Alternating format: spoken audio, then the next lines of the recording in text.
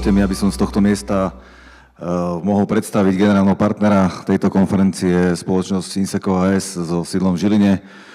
Priznám sa, že keď sme dostali ponuku od SUSky stať sa generálnym partnerom, bolo to pre nás zaväzujúce a zároveň motivujúce.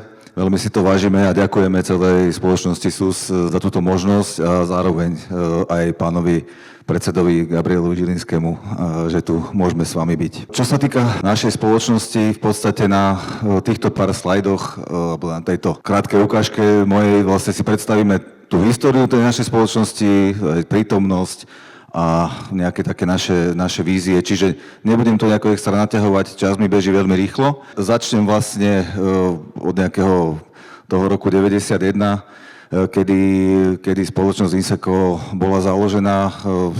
Ten rok je nejaký úplne nevýznamný v histórii. V podstate sa rozpadla iba Jugoslávia, vynašli MP3 a nejakým spôsobom sa začal používať Linux a vzniklo aj Inseco. V tom roku sme začali makať a začali sme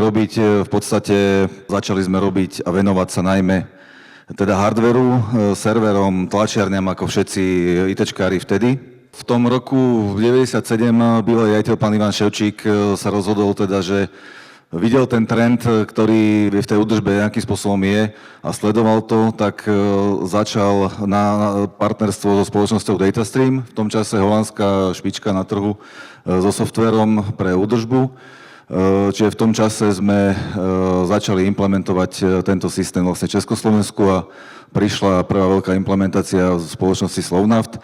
Tá história a ten vývoj toho produktu je veľmi bohatý.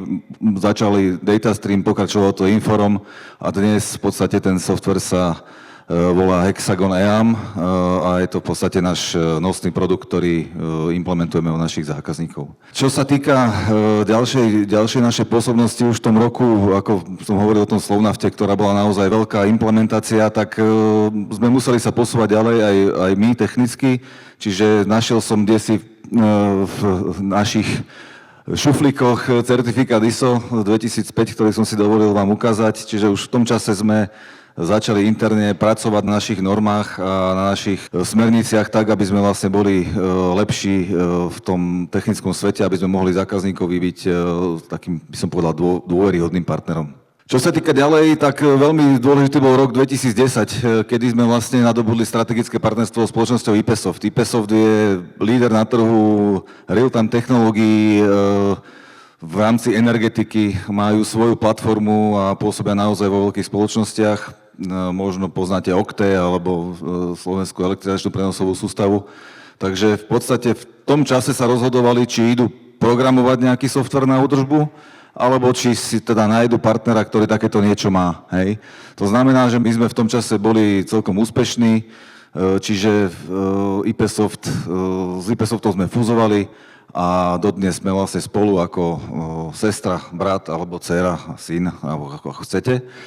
A v podstate v tom 2011 sa nám podaril taký celkom zaujímavý prienik do energetiky. Začali sme vlastne pôsobiť so spoločnosti Stredoslovenská energetika, vtedy ešte to vlastnili Francúzi.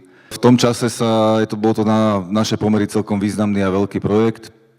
A začala sa taká nová etapa toho Inseca v tom 2011, čiže bolo to také celkom zaujímavé obdobie a prinieslo to veľa nových zákazníkov a ďalším v potravinárstve bol napríklad spoločnosť Cloetta. Čo sa týka ďalších vecí, tak v podstate prídem tej expertíze, čiže v tom 2012 sme boli vyložení už teda softveristi a sme si povedali, že síce Hexagon je super, ale chceli sme mať niečo svoje, niečo vlastné. Preto sme sa vlastne pustili do svojho vývoja a vyvinuli sme vlastne mobilnú aplikáciu k Hexagonu a nie len k Hexagonu, ale aj k IFS, ktorý tu dnes bude prezentovať, k SAPu. A táto mobilná aplikácia dnes je teda veľmi žiadaná a veľmi populárna.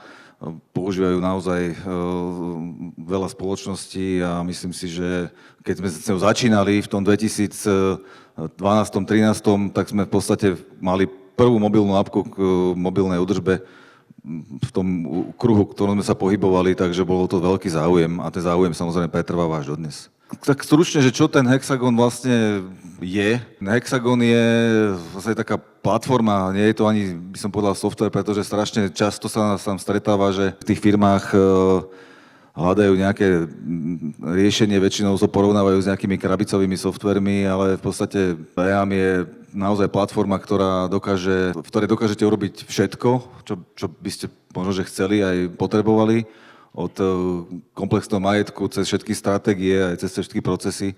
Nebudem toto teraz rozoberať, je to naozaj komplexné riešenie, ale zákazníci naozaj tam nás žiadajú, aby sme v tom systéme mali všetko, dokonca aj uzavierky skladov, aj ochranné pracovné pomôcky. Dneska bude Laco Belanec vlastne prezentovať BOZP, časť teda BOZP v rámci digitalizácie pracoviska a proste naozaj tých možností je tam teda neurekom. V podstate to riešenie sleduje celý životný cyklus toho majetku. Od jeho involvovania do firmy, naskladnenia až po vyradenie, plus vrátanie rozšírených modulov.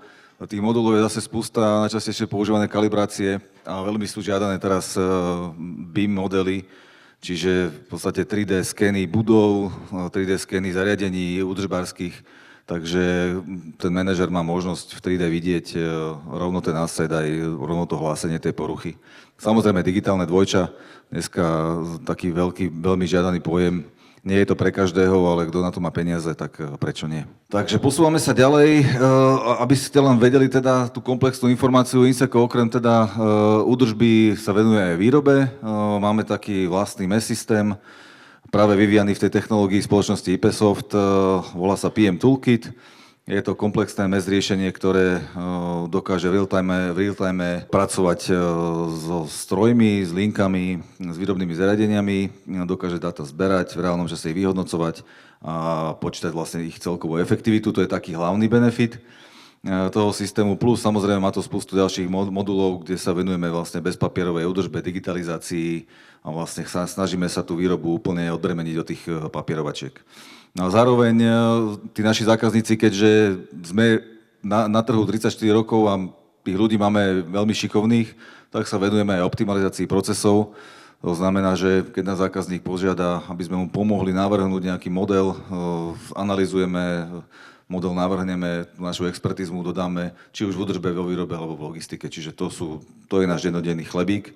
Zobral som si citát jedného pána, ktorý sa volá Ralph W. Peters, ktorý vo svojej knižke Maintenance Benchmarking and Best Practices mal taký jeden zaujímavý výrok, ktorý hovorí, že údržba to nie sú náklady, ale údržba je vlastne zdroj zisku. Hej? Čiže my sa touto filozofiou riadíme a snažíme sa, a ten názor náš je taký, že dobre riadená údržba môže prinášať naozaj hodnotu, teda prinášať zisk. Takže toto je to naše posolstvo, ktoré nejakým spôsobom sa snažíme odovzdať našim zákazníkom. No a 2023, od 2021.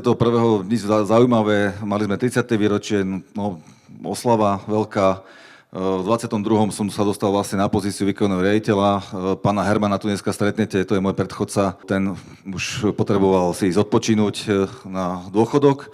Takže dostal som sa do pozície, no a v podstate v 23. sme sa dostali do automobilky Kia po 10 rokoch intenzívnych rokovaní, takže bolo výberové konanie, ktoré sme nakoniec vyhrali.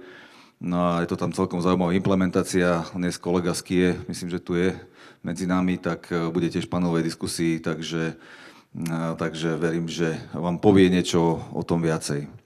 No a posledná pikoška, možno, že niekomu aj urýchli ten čas. Čiže včera sme dokončili audit 27001 ISO, čiže auditor nenašiel žiadne závadné nezhody a certifikát bude vystavený.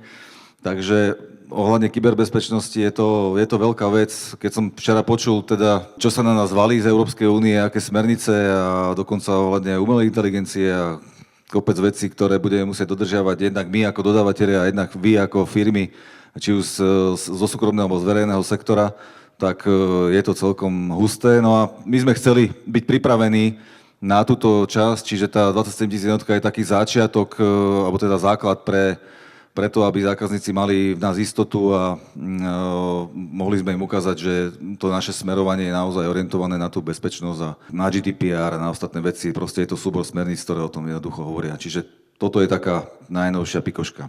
Čo tu našu spoločnosť nejakým spôsobom vystihuje na tom trhu tých informačných technológií a v tej údržbe, čiže je to naozaj veľmi jednoducho povedané, čiže inovácie, nové technológie, digitalizácia, efektívny vývoj, partnerstvo a ochota spolupracovať. Tá ochota spolupracovať by som povedal, že je pre mňa najkľúčovejšia, pretože žiadnemu zákazníkovi sme nikdy nepovedali nie, či mal 2 zamestnancov alebo 2000. Snažíme sa mu naozaj pomôcť, byť korektný partner, byť pri ňom, keď potrebuje, navrhnúť riešenia, aké chce a naozaj mu nastavíme to, čo potrebuje. Na druhej strane zákazníci to veľmi vážia, čiže ten náš prínos na tom trhu informačných technológií vnímam ako veľký a verím, že Inseco aj naďalej bude pôsobiť tak ako dodnes. Posledný slajd, v podstate len sumár nejakých tých našich zákazníkov, čiže pôsobíme v rôznych oblastiach, od energetiky cez priemyselné odvetvia v potravinárstvo. Spomeniem len takú, možno poznáte skupinu Kofola, čiže to je komplet skupina, ktorá má všetky závody, všetky značky minerálov, ktoré poznáte z Česka a zo Slovenska, tak vyrábajú sa na našich softveroch. No a posledné akvizície z tohto obdobia je firma Europin Jacture z Trenčanských Stankoviec, kde vlastne budeme implementovať ten náš PM Toolkit MES na závodoch v Slovensku, v Nemecku aj v Poľsku, čiže monitoring kompletnej výroby a začíname pilotný projekt na EAM v Třineckých železárnach a v spoločnosti Rona v Lednických rovnách, takže to sú také naše 2 posledné akvizičky. No a čo na záver dodať? No, som rád, že sme tu, som rád, že sme generálny partner a verím, že prednáška kolegu vám niečo nové prinesie o tej digitalizácii. Za mňa ako za výkonného riaditeľa veľmi pekne ďakujem za pozornosť a vidíme sa pri našom stánku a radi vás privítame a pohostíme. Takže ďakujem ešte raz za pozornosť.